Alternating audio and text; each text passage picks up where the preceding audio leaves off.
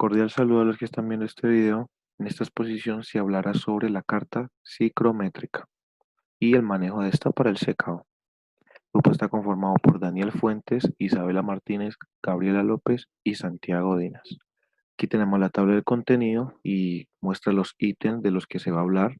Vamos a hablar del sólido, comportamiento del sólido frente a la humedad, de secado, psicometría, la carta psicométrica como tal, el manejo de esta carta psicométrica y un ejemplo que va a ser un ejercicio de aplicación. Entonces vamos a empezar hablando de los sólidos. Entonces ahora se explicará el comportamiento del sólido frente a la humedad. La psicometría estudia la humedad del aire en sus diferentes formas. Y una faceta diferente que se le puede dar a esta es que estudia el comportamiento de un cuerpo sólido que se expone a diferentes concentraciones o a diferentes grados de humedad en el ambiente. Entonces tenemos dos clases de sólidos para esta parte, los sólidos solubles y los sólidos insolubles. Los sólidos solubles son aquellos que absorben el agua del aire que los rodea y que se disuelven en ella. Entonces, ¿qué ejemplo podríamos tomar? Normalmente vemos que en las casas a veces se le echa arroz dentro de la sal. ¿Esto por qué es? Para que el arroz absorba la humedad, ya que la sal con la humedad del ambiente es posible que se comience a disolver. Entonces esto es un ejemplo de sólido soluble. Un sólido soluble, por otra parte, son aquellos que no se disuelven en el agua del ambiente. Y en este vamos a tener dos, se va a dividir en dos, sólidos húmedos y sólidos higroscópicos. Los sólidos húmedos son los que tienden a ceder al aire seco que los rodea agua. Entonces, estos normalmente van a tener partículas de agua, ya lo vamos a ver más adelante en una imagen, y las van a ceder al aire. Cuando el aire tiene menos humedad que ellos, va a comenzar a esparcirlas. Mientras que los sólidos higroscópicos son los que tienden a absorber agua del aire húmedo que los rodea. Entonces, en el sólido higroscópico va a encontrarse en un ambiente que tiene mucha humedad y va a comenzar a absorber esa humedad del aire. Aquí tenemos la imagen de los sólidos húmedos, vemos la partícula, vemos que está rodeada de agua y que libera el agua hacia el ambiente seco. Y aquí tenemos los sólidos higroscópicos que están en un ambiente con una humedad alta y comienzan a absorber esas partículas de agua. Estos conceptos se pueden aplicar a la parte farmacéutica, en las materias primas. El comportamiento higroscópico es bastante frecuente y nos obliga a trabajar con precauciones. ¿Qué precauciones debemos tomar? ¿Cómo guardamos el fármaco dentro de nuestras casas? ¿Cómo se guarda el fármaco en la farmacia?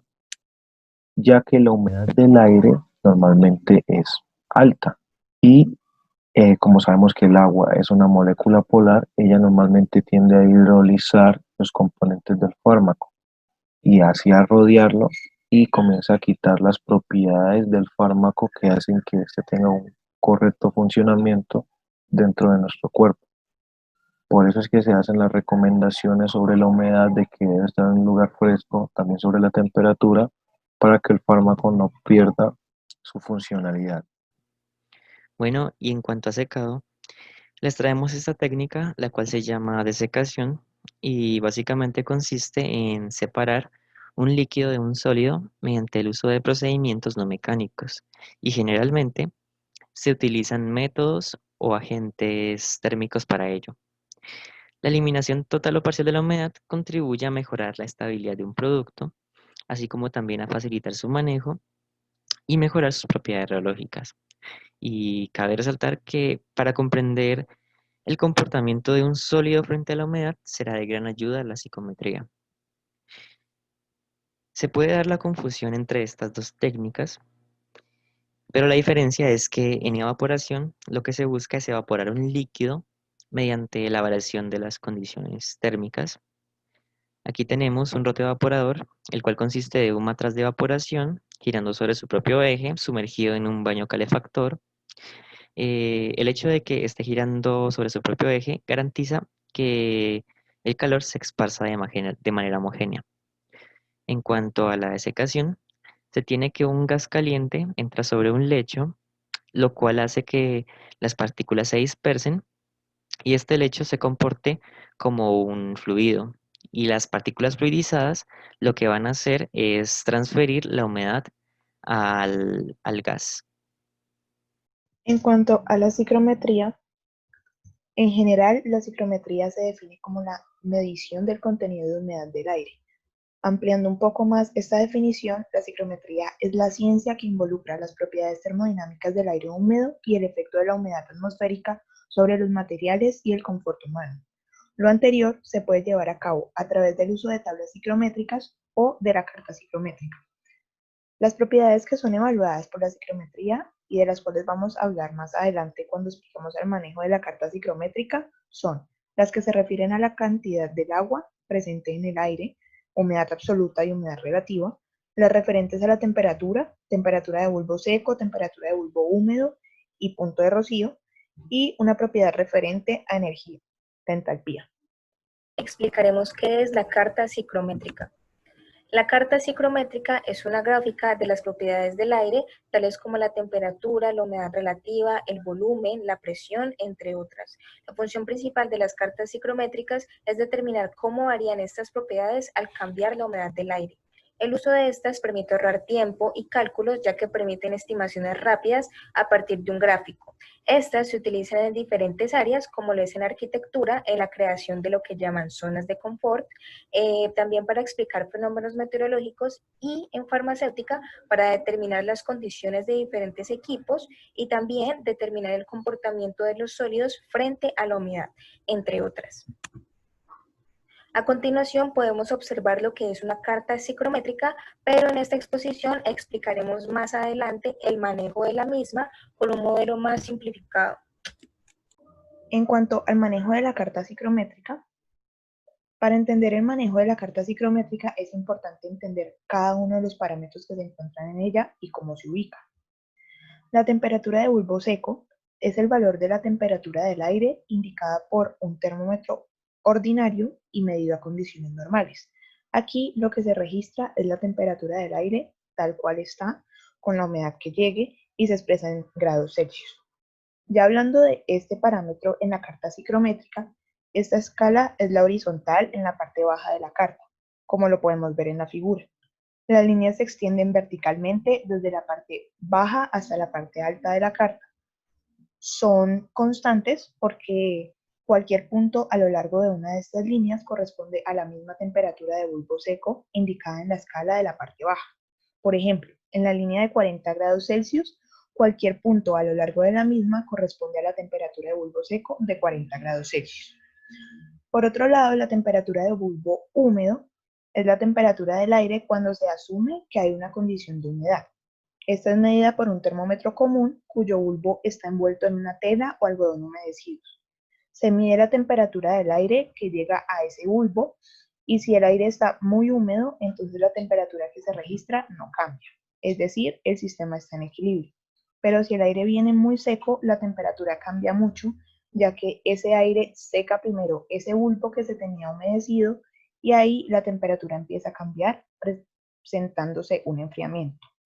La escala de temperatura de bulbo húmedo es la que se encuentra del lado superior izquierdo en la parte curva de la carta ciclométrica, como pues lo podemos apreciar en la figura. Las líneas corren diagonalmente de izquierda a derecha y de arriba hacia abajo. La temperatura de punto de rocío es la temperatura que se presenta antes de que una gota de agua comience a condensarse sobre una superficie. La escala para las temperaturas de punto de rocío es idéntica que la escala para las temperaturas de bulbo húmedo, es decir, es la misma escala para ambas propiedades. Sin embargo, las líneas de la temperatura de punto de rocío corren horizontalmente de izquierda a derecha, como se ilustra en la figura, y no en forma diagonal como ya lo habíamos visto para bulbo húmedo. La humedad relativa es una medida del grado de saturación del aire a cualquier temperatura dada. Un valor de humedad relativa del 90% nos indicaría que el aire está saturado en un 90%. Por ejemplo, en las regiones desérticas el aire es muy seco, mientras que en las selvas tropicales el aire se encuentra casi totalmente saturado, o sea, con una humedad relativa cercana al 100%. Las líneas de humedad relativa constante son las líneas curvas que se extienden hacia arriba y hacia la derecha. Se expresan siempre en porcentaje y este valor se indica sobre cada línea. En cuanto a la humedad absoluta, es la cantidad relativa de vapor de agua presente en el aire seco, o sea, el peso del valor de agua contenido en el aire húmedo por unidad de peso de aire seco, y es expresada en kilogramos de agua por kilogramo de aire seco. La escala de la humedad absoluta es la escala vertical ordenada que se encuentra al lado derecho de la carta ciclométrica, como se indica, pues lo podemos apreciar en la figura, y las líneas de humedad absoluta corren horizontalmente de derecha a izquierda y son paralelas a las líneas de punto de rocío y coinciden con estas. Así pues, podemos ver que la cantidad de humedad en el aire depende del punto de rocío del aire. Y finalmente, la entalpía es el contenido calórico del aire húmedo por unidad de peso del aire seco, por encima de cierta temperatura de referencia. Como solamente las diferencias de entalpía tienen interés en los diferentes procesos, la temperatura de referencia no interesa. Sus unidades son kilojoules sobre kilogramo de aire seco. Las líneas de entalpía constantes en una carta ciclométrica son las que se muestran en la figura. Debe notarse que estas líneas son meramente extensiones de las líneas de bulbo húmedo, puesto que el calor total del aire depende de la temperatura del bulbo húmedo. A continuación, podemos evidenciar un modelo más simplificado de la carta ciclométrica, donde en el eje Y se tiene la humedad absoluta y en el eje X la temperatura seca en grados centígrados. Dentro del diagrama también podemos observar dos líneas que hacen referencia a la humedad relativa. Recordemos que estas se expresan en porcentajes, donde la línea de 100% va a representar la cantidad máxima de vapor de agua que contiene un aire cuando se encuentra saturado, mientras que la otra línea va a representar la cantidad de vapor que contiene el aire cuando se encuentra al 50% de su capacidad.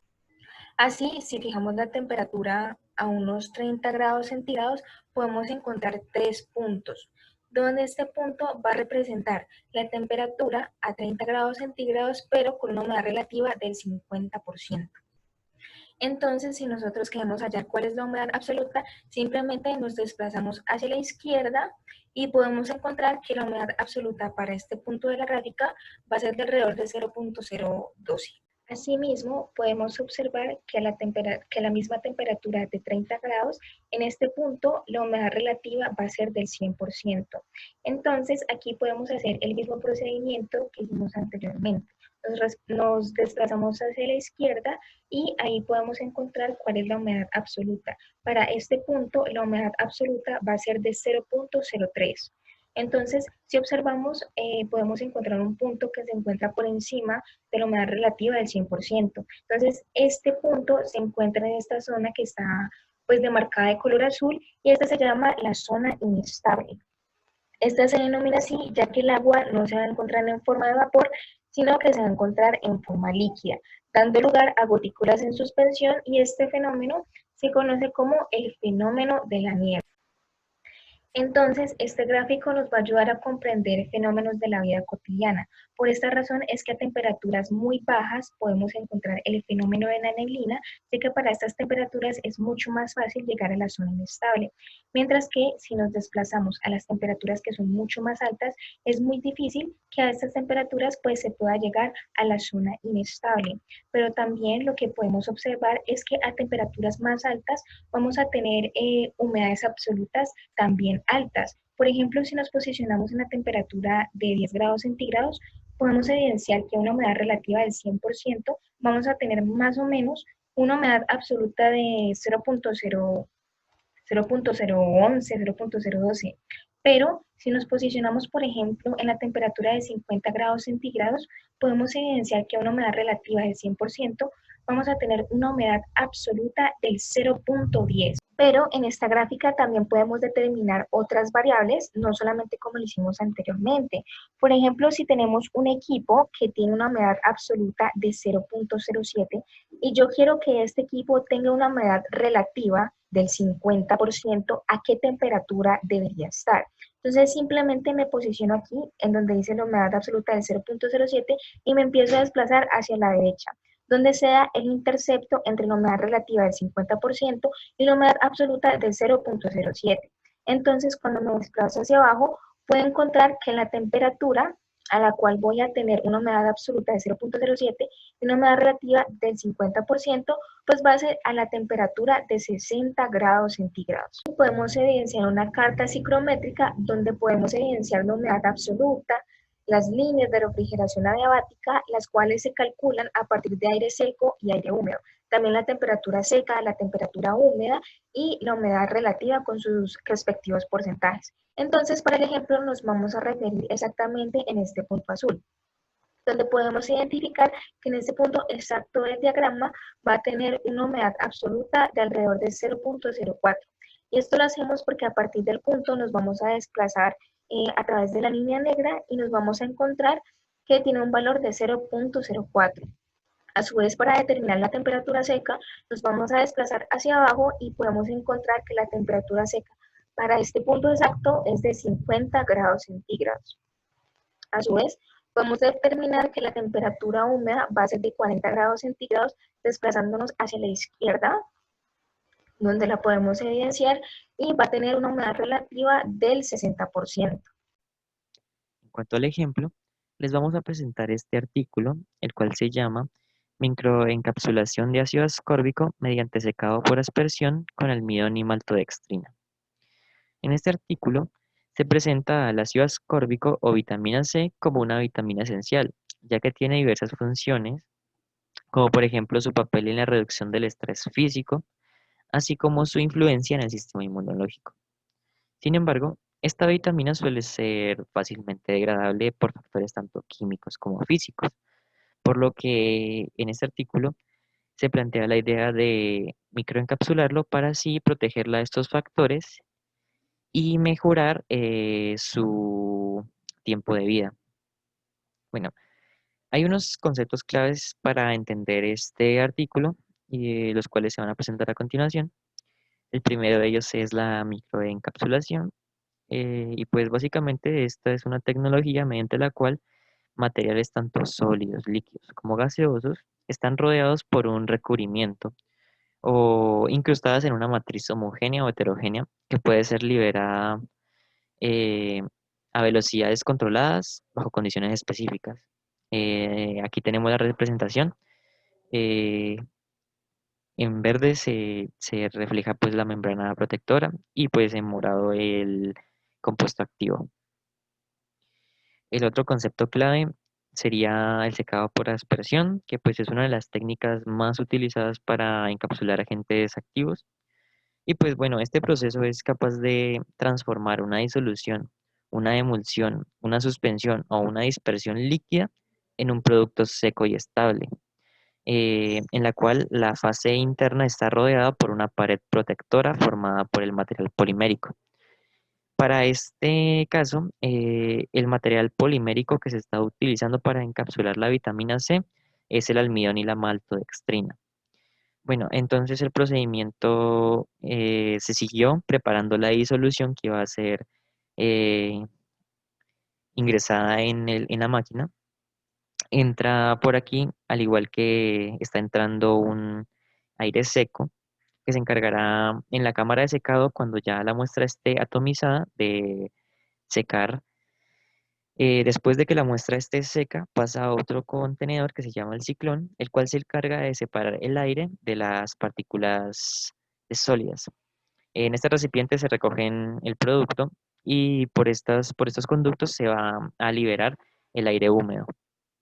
Bueno, cabe resaltar que en este artículo los investigadores tomaron unos valores de referencia de unas temperaturas de entrada de gas y de salida de gas o el aire seco, pero estas condiciones no fueron idóneas y la mayoría del sólido quedó pegado en las paredes del contenedor, por lo cual se hizo necesario el uso de una carta psicométrica.